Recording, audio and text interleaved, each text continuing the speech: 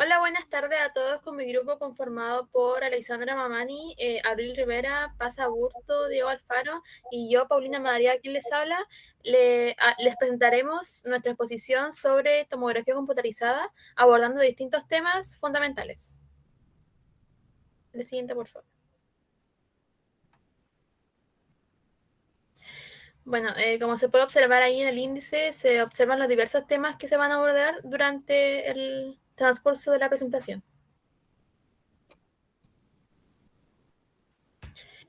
Bueno, como introducción tenemos que la tomografía computarizada o también conocida como TAC es una técnica de imagen médica que combina rayo X y procesamiento por computador para obtener cortes detallados del cuerpo.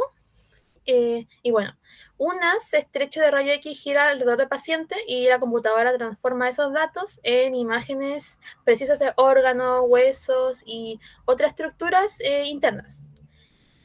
Por su rapidez y alta resolución, la TAC es fundamental para diagnosticar y seguir enfermedades y planificar tratamientos, permitiendo visualizar con detalle lo que era antes imposible de observar. Ya. ¿Qué es la tomografía computarizada? La tomografía computarizada es una prueba diagnóstica en la cual se utilizan imágenes detalladas para visualizar lo que son órganos internos, como por ejemplo vasos sanguíneos, tejidos blandos, huesos, y estas imágenes originalmente se obtienen en planos transversales. Sin embargo, se pueden ser reformados en diversos planos, pudiendo formar una imagen incluso tridimensional. ¿Cuál es la diferencia con la radiografía convencional?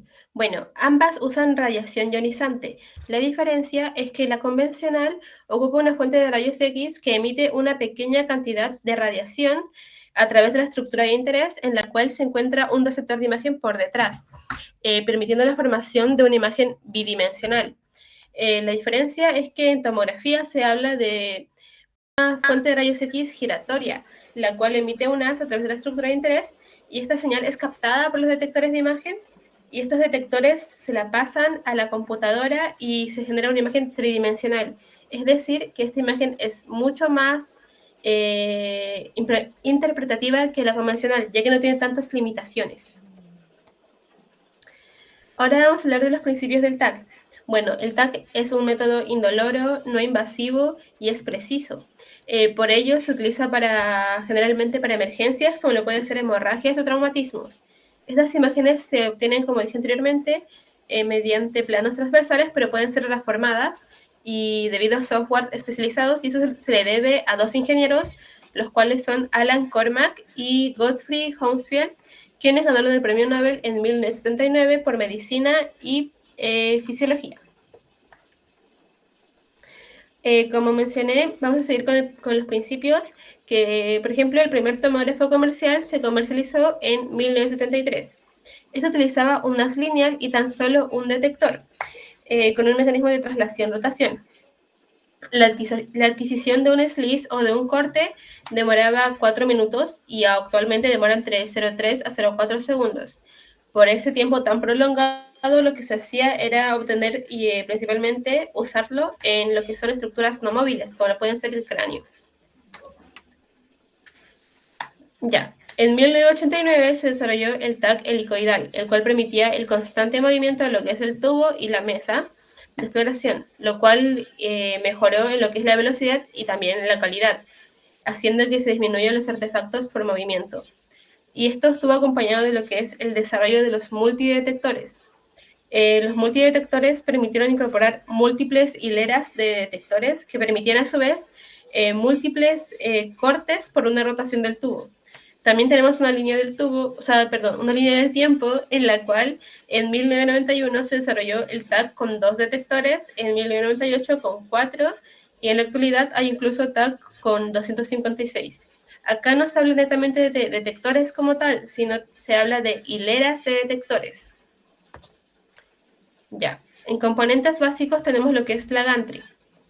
Se podría decir que la gantry es el componente principal del TAC, ya que tiene un orificio central de 70 centímetros por donde ingresa la mesa de exploración y también contiene los componentes más importantes para la obtención de la imagen en su interior y permite la angulación dependiendo de la zona que se quiera explorar. Tenemos la matriz de detectores. Acá hablamos de lo que es el conjunto total de detectores. Los detectores son los encargados de, como están acá, son los encargados de recibir los fotones y medir esta energía para luego transformarla en corriente eléctrica y poderla pasar al DAS. El DAS o sistema de adquisición de datos es quien recibe la señal de los detectores. Se encarga de amplificar la señal y hacer la conversión analógica a digital, formando o permitiendo la formación posteriormente de la imagen tridimensional. También tenemos lo que es camilla o mesa de exploración, que es donde posicionamos al paciente para la exploración. Esta es muy importante que sea de alto o elevado número atómico, ya que de esta forma no atenuará el haz de rayos X. Antes se usaba lo que es madera, pero actualmente se implementó la fibra de carbono, ya que es mucho más resistente y no interfiere con el haz de rayos X. El generador de alta tensión se encarga de dar la alimentación al tubo de rayos X. Generalmente es trifásico, lo que permite el uso de ánodos giratorios. También tenemos lo que son los colimadores.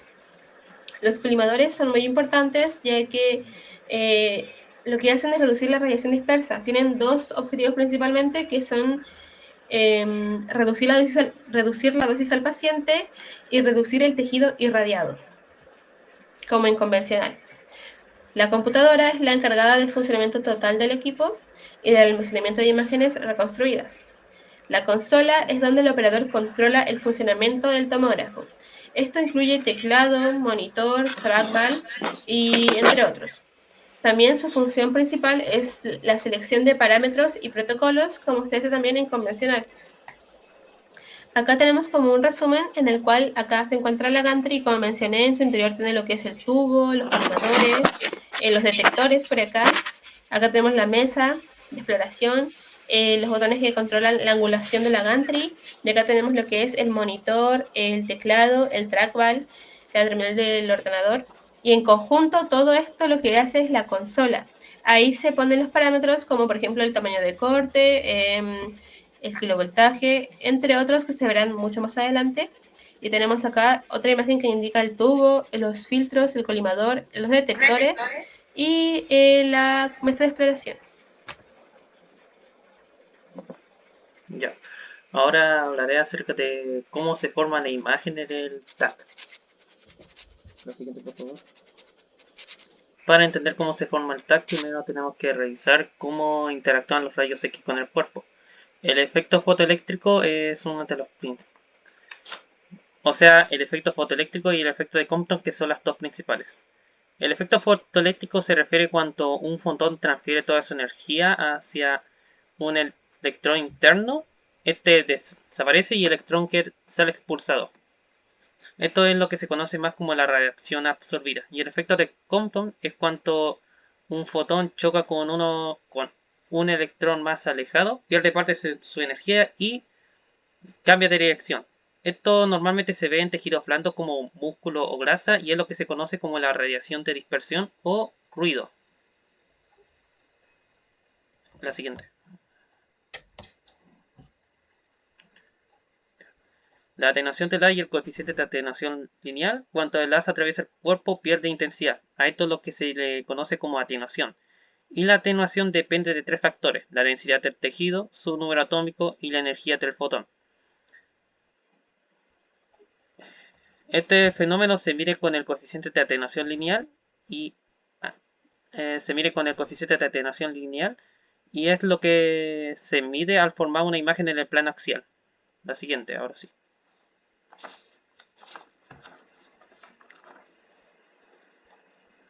Ya, ahora la escala de Hounsfield. Esta escala permite traducir la atenuación en números. En la imagen que se puede ver se puede mostrar una imagen de pulmón, una imagen que tiene mayor contenido de agua y otra que contiene hueso. Se representan con números distintos en la tabla que se muestra abajo. Por ejemplo, el aire tiene un valor de Hounsfield de menos 1000, la grasa de menos 100, el agua de 0 Y estos valores mostrados en la tabla son los que son traducidos por la máquina a la hora de mostrarlos, a la hora de mostrar el contraste, podríamos decir. La siguiente.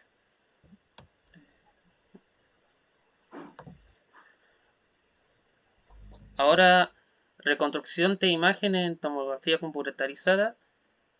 El corte axial es el plano base de la tomografía computarizada y el equipo TAC gira alrededor del paciente y adquiere datos en cortes transversales, es decir, en el plano axial.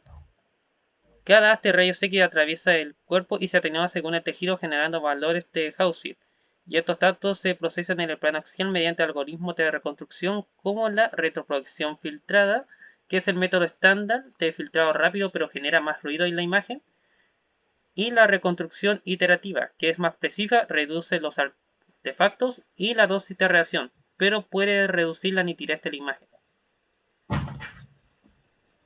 La siguiente. Ya, ahora con respecto a los cortes y los planos anatómicos en TAC, estos son tres. El plano axial, que divide el cuerpo en superior e inferior, y este es el plano más común a la hora de hacer TAC.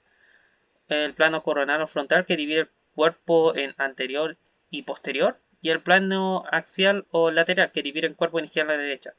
En las imágenes se pueden ver cortes de cráneo en plano axial, sagital y plano coronal. Listo.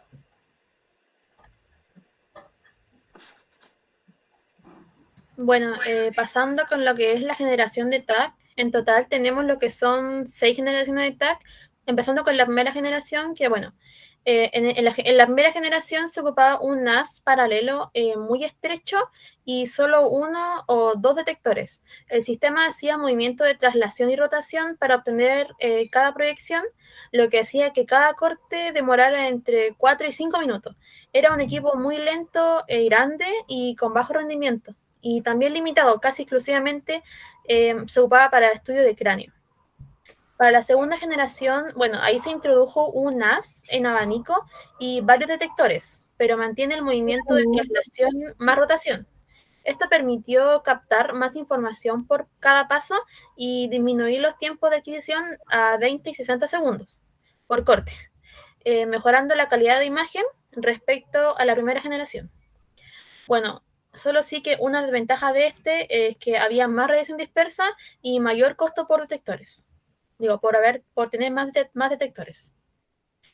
Para la tercera generación, como se observa, el tubo y el detector giran juntos, o sea, rotación-rotación, con detectores colocados en arco. El escaneo se volvió mucho más rápido, que es igual a una imagen por segundo, con mejor calidad y menos radiación dispersa, convirtiéndose en base en la mayoría de los tomógrafos modernos. Como cuarta generación, el tubo gira, pero los detectores llegan a formar un anillo fijo alrededor del paciente. Mantiene el haz en abanico aún y los tiempos de escaneo cercanos a un segundo aún. La estabilidad de los detectores fijos mejora la calibración, pero aún así llega a aumentar la dosis del paciente. Y una desventaja de esta cuarta generación es que es mayor dosis, pero los equipos y también los equipos son más costosos. Siguiente, por favor.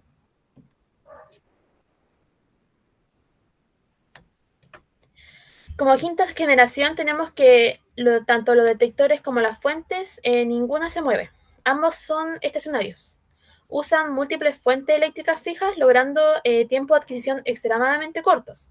Sin embargo, fue poco utilizada por su gran complejidad y alto costo. Y para la sexta generación, utilizamos un chorro de electrones que golpea el blanco de tungsteno para producir los rayos X, logrando 8 cortes en 224 milisegundos. Su uso fue muy limitado debido a su gran tamaño y a su costo. En la actualidad, los tomógrafos actuales derivan del diseño de la tercera generación, pero con detectores múltiples y adquisición helicoidal y multicorte. Esto permite estudios rápidos de alto detalle y con menos artefactos. Siguiente, por favor. Bueno, como se observan los parámetros médicos técnicos más fundamentales serían en tomografía, serían lo que es kilovolt, miliamper, colimación, grosor de corte y el pitch, siendo estos dos últimos más importantes. El kilovolt define la energía del haz afectando la penetración y el contraste. O sea que al haber más kilovolt va a haber menos contraste y más dosis. El miliamper controla la cantidad de radiación y reduciendo el ruido, pero aumentando la dosis si es alto el miliamper. La colimación define la apertura del haz. Al tener una colimación más estrecha, da más detalle, pero hay más ruido y van a ver que se va a tener que tomar más imágenes. Y una colimación más amplia, o sea, más abierta se podría decir, es más rápida, pero con una menor resolución. En el grosor de corte, ese decide cuánta anatomía se incluye por lámina. Los cortes más finos, como se menciona, aportan mayor detalle y mejor reconstrucción 3D, aunque sí va a tener más ruido. En cambio, lo que son cortes más gruesos ayuda a reducir la dosis y el tiempo, pero sacrifica precisión. Por último, tenemos el pitch. Este lo que hace es que regula la relación entre el avance de la mesa y el haz durante la rotación. Un pitch mayor a 1, como se puede observar en la imagen, hace el estudio más rápido y con menor dosis, pero se va a perder lo que es la resolución. Mientras que un pitch menor a 1 aumenta el detalle al ver cómo se superponen los cortes, pero va a haber más radiación y va a haber mayor duración del examen. Siguiente, por favor.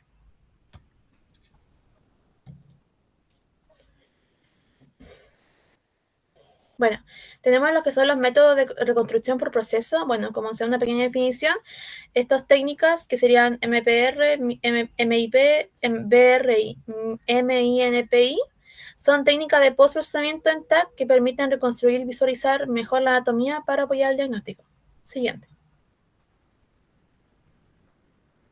Bueno, como ahí se puede observar, tenemos primero lo que sería el MPR, que también llamada sería reconstrucción multiplanar. Esta es una técnica de reconstrucción que permite generar imágenes en distintos planos, que podría ser axial, sagital, coronal y oblicuos, a partir del volumen completo adquirido en el TAC, facilitando la visualización de la anatomía desde diferentes ángulos y mejorando la interpretación de estructuras complejas. Como se puede observar la imagen 1, ahí se puede observar distintos planos con una reconstrucción multiplanar. Siguiendo con lo que es el MIP, o también llamado proyección de máxima intensidad, es una técnica de reconstrucción que muestra en la imagen final solo los voxeles con mayor intensidad a lo largo de cada línea de visión, destacando estructuras muy densas como los vasos llenos de contraste, las calcificaciones o huesos, mientras que los tejidos menos densos quedan atenuados o no llegan a ser muy visibles. Como se puede observar en la segunda imagen, los que destacan ahí, se podría decir, son entre huesos y vasos. Teniendo la tercera, tenemos lo que será el VR, que sería volumen rendering. Es una técnica de reconstrucción 3D que utiliza todo el volumen de datos del ATAC y le asigna colores y nivel de opacidad, según la densidad de los tejidos, generando una imagen tridimensional realista que puede rotarse y analizarse desde cualquier ángulo. Como se puede observar en la tercera imagen, ahí se puede observar que cada uno tiene como su color. Como cuarta imagen tendríamos lo que es el mini, o también llamado proyección de mínima intensidad, que es una técnica de reconstrucción que muestra los voxeles de menor densidad, destacando estructuras hipodensas como vías aéreas o regiones pulmonares de baja atenuación, facilitando su evaluación diagnóstica. Ahí, como se puede ver en la cuarta imagen, se puede destacar más lo que son los pulmones. Siguiente, por favor. Bueno, como protocolo según zona anatómica, más que nada en general, se podría decir que los protocolos de TAC, según la zona anatómica, se ajustan porque cada parte del cuerpo requiere un nivel distinto de detalle y parámetros específicos para obtener imágenes claras sin aumentar innecesariamente la dosis de radiación. O sea que en general cada protocolo define el uso de contraste, el grosor de los cortes y el tipo de reconstrucción más adecuado para obtener la mejor información diagnóstica dependiendo del área estudiada. Siguiente, por favor. Y bueno, más que nada, aquí más que nada, cuando hablamos del rol del TM durante la adquisición de imagen, más que nada tomamos estos puntos. Primero tendríamos lo que es la preparación y posicionar correctamente al paciente, obviamente asegurando que sienta comodidad y seguridad al momento del examen.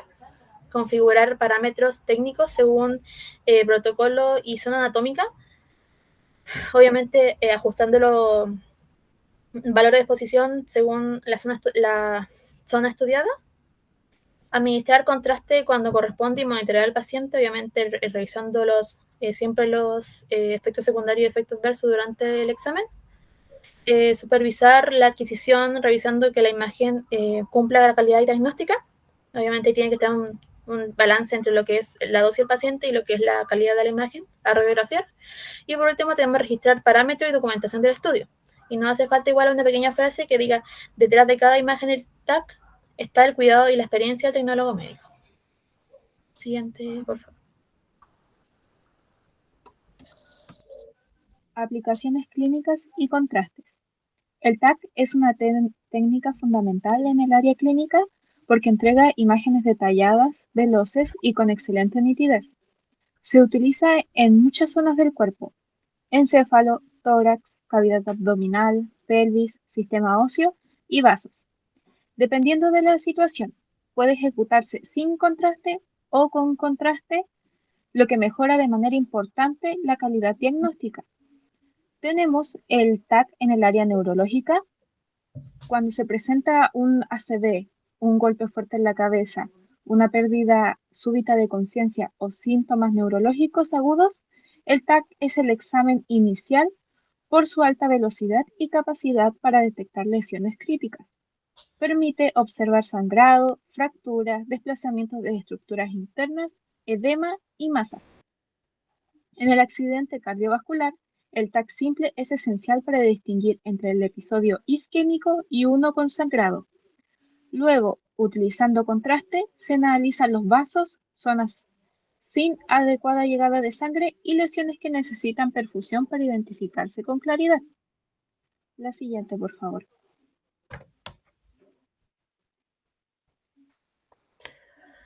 Aquí tenemos un TAC de cráneo con y sin contraste. La imagen sin contraste facilita encontrar sangre aguda, ya que se ve más densa. En cambio, el examen con contraste permite visualizar tumores, infecciones, lesiones vasculares y zonas dañadas que requieren perfusión para identificarse con claridad. La siguiente. A continuación, tenemos el TAC de tórax o TAC pulmonar. Este estudio es muy solicitado porque permite analizar múltiples patologías: neumonías, lesiones por tuberculosis, tumores pulmonares, EPOC, fibrosis, masas dentro del mediastino y ganglios aumentados. En este caso de coágulos que afectan las arterias pulmonares, se utiliza un examen con contraste que evidencia el clásico defecto de llenado. El siguiente, por favor.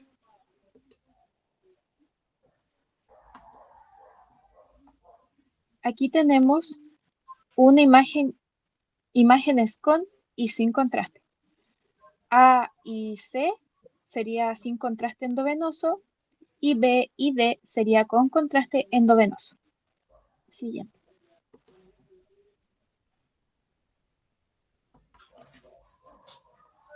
TAC abdominal.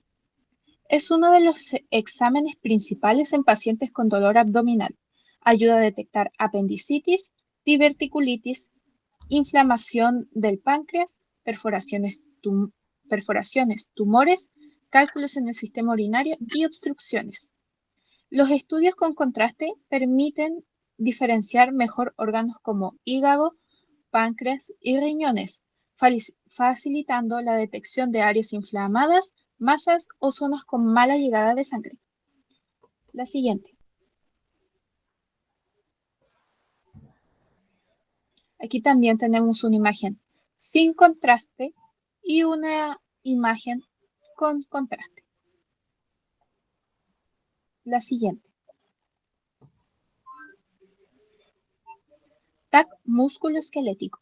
Se utiliza para evaluar fracturas complejas, luxaciones, lesiones de alta energía, tumores óseos, compromiso de tejidos blandos y metástasis. Habitualmente no necesita contraste debido a que el hueso se observa con gran calidad. El siguiente. Tenemos el AngioTAC, que es un estudio especializado que siempre utiliza contraste endovenoso. Permite observar arterias y venas del encéfalo, cuello, tórax, abdomen y extremidades. Es fundamental en la detección de aneurismas, obstrucciones, disecciones, estrechamientos y coágulos. La reconstrucción 3D ayuda a los equipos quirúrgicos a planificar procedimientos. El siguiente.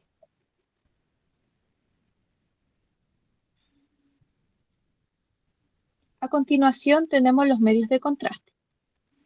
Los medios de contrastes utilizados en TAC contienen yodo, un elemento que absorbe energía del equipo y mejora la nitidez de la imagen. Antiguamente no se utilizaba contraste con gran cantidad de partículas, lo que generaba más molestias como vómitos, sensación de calor y náuseas. Hoy predominan dos tipos: iónicos de baja osmolaridad, que contienen menos partículas, son más seguros y mejor tolerados. Tenemos los no iónicos de baja osmolaridad, usados con mayor frecuencia porque generalmente generan menos molestias y tienen una osmolaridad similar al plasma. Tenemos dos tipos: hiperosmolares, que son los más antiguos y con más efectos adversos. Tenemos los de baja osmolaridad, que son los más seguros y utilizados actualmente, y los isoosmolares, ideales para personas con problemas renales o alergias. Siguiente. Las vías de administración. Tenemos la endovenosa, que es la más utilizada en TAC. Se administra mediante un catéter en el brazo, útil para estudios vasculares, angioTAC, evaluaciones de órganos y fases de perfusión. Se inyecta con bomba automática para controlar velocidad y cantidad. Tenemos la oral, que se utiliza para opacificar el tubo digestivo, estómago, intestino y colon. Se utiliza en estudios abdominales para diferenciar asas intestinales de otras estructuras. Generalmente se da de 30 a 60 minutos antes del examen. Existen los tipos de contrastes yodados diluidos y también el agua, que se necesita un medio neutro para ver mejor al páncreas o pared intestinal. Tenemos la vía rectal, que se usa para estudios del colon distal. Ayuda a detectar perforaciones, fístulas, obstrucciones o enfermedades inflamatorias. Consiste en producir contraste diluido mediante una cánula fina en el recto. Frecuente en pacientes con sospechas de lesión traumática del colon o abdomen agudo. Tenemos también, por último, la intratecal, que se utiliza cuando se requiere analizar el canal medular. El contraste se administra mediante una punción lumbar en el espacio subaracnoideo. Permite estudios como la mielonotomografía, útil para detectar fugas de LCR, compresiones, lesiones en raíces nerviosas, tumores o malformaciones del canal. El siguiente, por favor.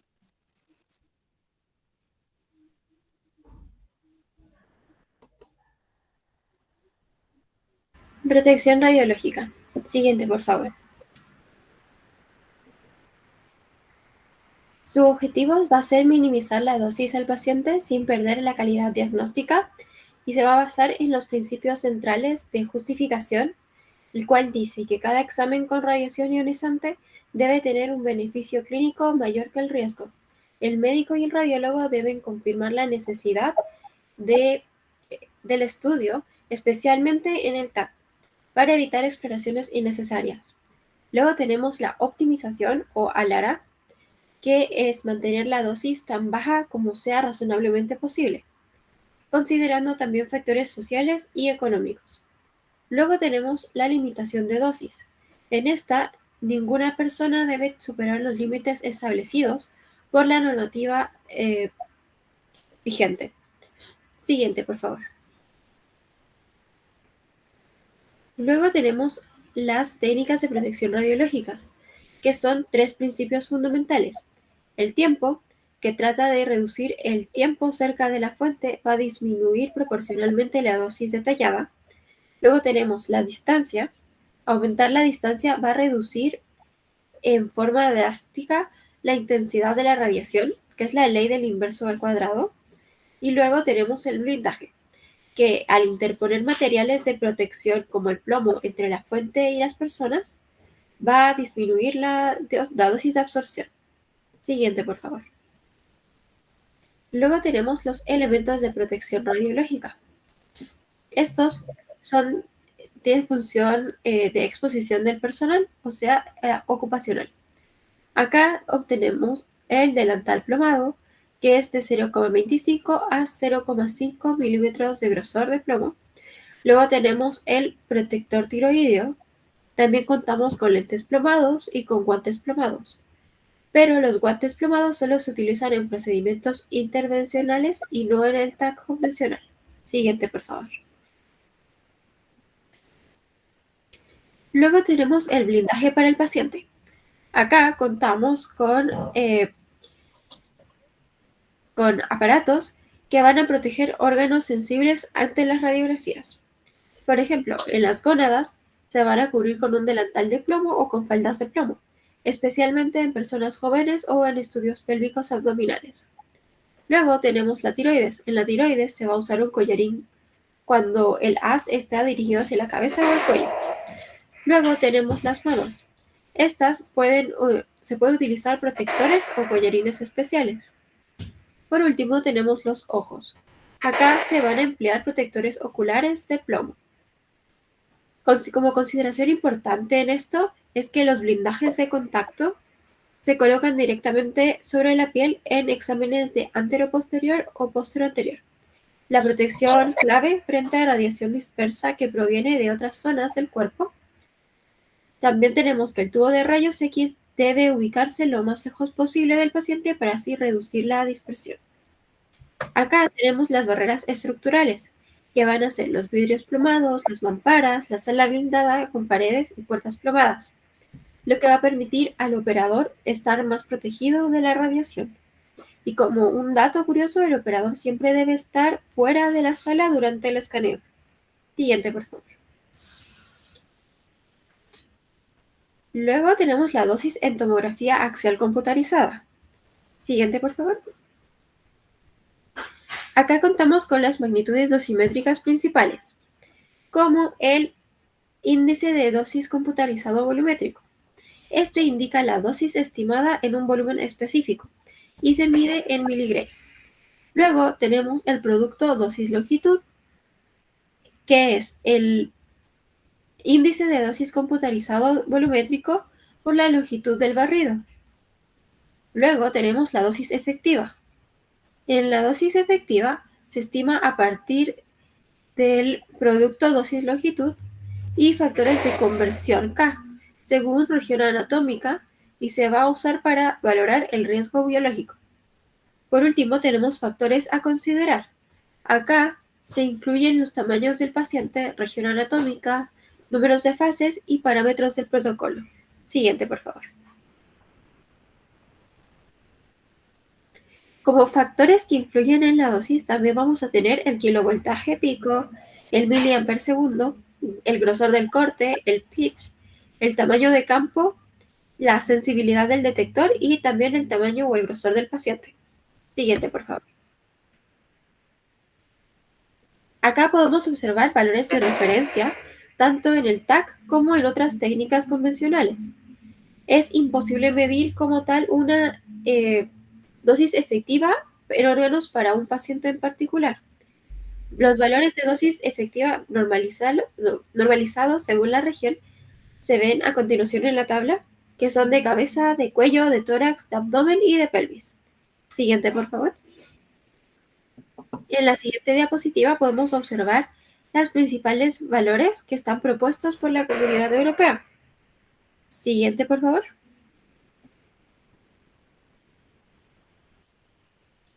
Como avances tecnológicos para reducir la dosis manteniendo la calidad, siguiente, tenemos la reconstrucción iterativa, que va a disminuir el ruido y artefactos permitiendo imágenes con menos dosis de la retroproyección filtrada. Luego tenemos la inteligencia artificial o el deep learning, que van a generar imágenes de alta calidad con reducciones del 60 al 80% de dosis. Luego tenemos la modulación automática de dosis. Acá el ajuste dinámico del miliamperaje según densidad de tejido y anatomía reducirán la dosis innecesaria en el paciente. Luego tenemos los tubos y detectores modernos. Acá, a mayor eficiencia cuántica y sensibilidad, lo que permite usar menos fotones. Casi terminando tenemos la tomografía espectral o de doble energía. En esta se va a mejorar la caracterización de tejidos y evita exámenes adicionales, reduciendo dosis acumulada. Y por último, como otros avances, tenemos los detectores de conteo de fotones, que es una tecnología emergente con alta resolución y menor dosis. Siguiente, por favor. Podemos concluir que el TAC es una herramienta clave para visualizar con precisión las estructuras internas del cuerpo, lo que facilita el diagnóstico. La calidad de imágenes depende de cómo se ajustan los parámetros técnicos y del manejo adecuado del equipo por parte del tecnólogo médico. Además, las reconstrucciones en 3D y en múltiples planos permiten un mejor análisis de la anatomía y apoyan la interpretación clínica.